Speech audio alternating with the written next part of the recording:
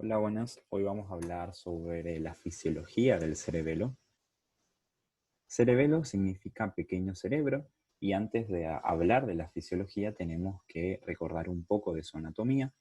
Hay que saber que es un órgano impar que está ubicado en la fosa craneal posterior y que se encuentra detrás del tronco encefálico y por debajo del lóbulo occipital y que está separado de este último por la tienda del cerebelo.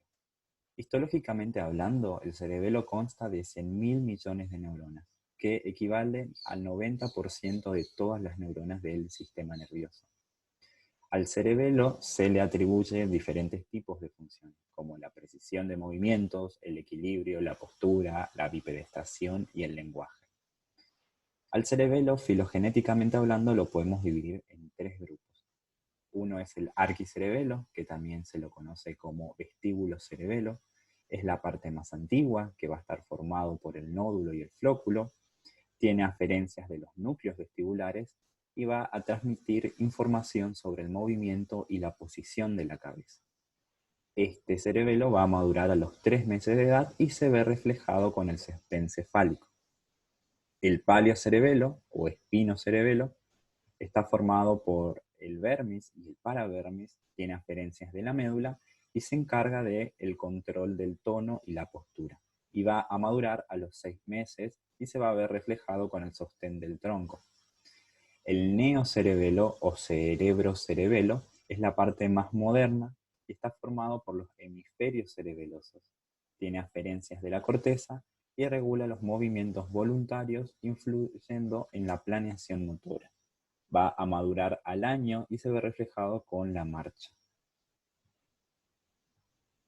Este señor, Jean-Pierre Flourens, en el siglo XIX, estudiando palomas con lesión en el cerebelo, decía que la motivación, los sentidos y la percepción están preservados, pero la coordinación del movimiento se pierde.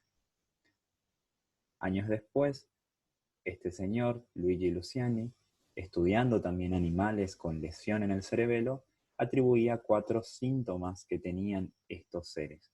La astenia, que era la debilidad muscular, la atonía, que es la disminución del tono muscular, la astasia, que es la incapacidad de mantenerse en una posición estable, y la ataxia, que es la incapacidad de hacer movimientos coordinados.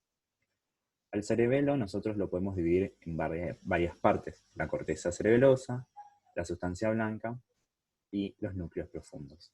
La corteza y los núcleos son parte de la sustancia gris del cerebelo.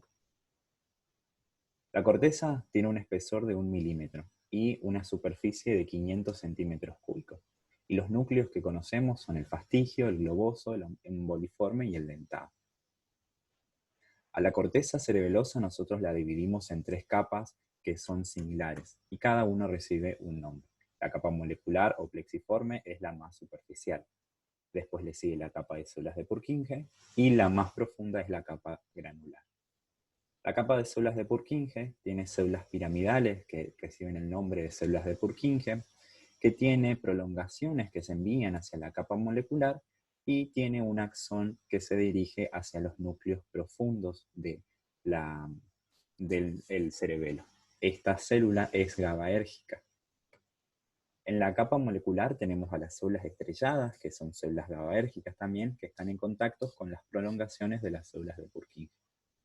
Y también tenemos a las células en cesto, que envían prolongaciones hacia las células de Purkinje.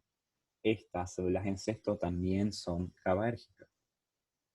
En la capa granular tenemos a unas células de pequeño tamaño que se llaman células en grano, que envían prolongaciones hacia la capa molecular y se ramifican en forma de T.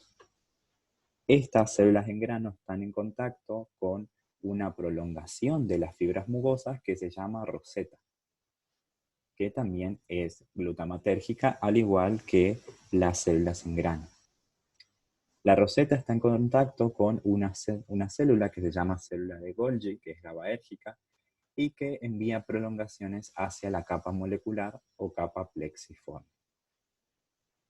A su vez, las células de Purkinje están rodeadas por unas fibras que se llaman fibras trepadoras. Si nosotros amplificamos a las células en granos, a la roseta y a las células de Golgi, tenemos esta imagen que es el glomérulo cerebeloso. El glomérulo cerebeloso es la unidad funcional del cerebelo. Bien, ahora vamos a hablar sobre las aferencias. Dijimos que teníamos las fibras mugosas y las fibras trepadoras. Las fibras mugosas provienen de varios lugares, principalmente de la formación reticular, de los núcleos vestibulares, de los núcleos de la médula y de los núcleos continuos. Estos van a ingresar al cerebelo por los pedúnculos cerebelosos medio y superior y se van a dirigir a la corteza, principalmente a la capa granular, y se dilatan y forman la roseta. Y la otra aferencia es las fibras trepadoras, que tienen axones que provienen del bulbo, principalmente del núcleo olivar inferior, y llegan al cerebelo por el pedúnculo cerebeloso inferior. Y se van a la corteza y se enrollan sobre las células de Purkinje. También tenemos otros dos grupos de aferencias, uno que provienen del locus ceruleus, que son principalmente células noradrenérgicas, y otras que provienen del núcleo del RAFE y son células serotoninérgicas. Ahora vamos a hablar de las eferencias, y las eferencias son las células de Purkinje. Los axones de las células de Purkinje hacen sinapsis con los núcleos profundos del cerebelo y los van a inhibir. Estos axones son la única eferencia del cerebelo. Nosotros podemos estimular a estas células de Purkinje. ¿Cómo? A través de dos vías, una vía directa y una vía indirecta. La vía directa es a través de las fibras trepadoras. La vía indirecta es a través de las fibras mugosas que se estimulan las células en grano, las que luego estimulan a las células de Purkinje. Y también tenemos una manera de inhibir a las células de Purkinje, que es a través de una vía directa y una vía indirecta.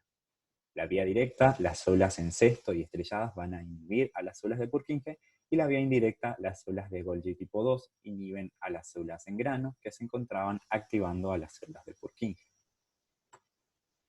También vamos a hablar de las interconexiones que se llevan a cabo en el cerebelo, que son a través de las células estrelladas, las células en grano, las células en cesto y las células de Golgi.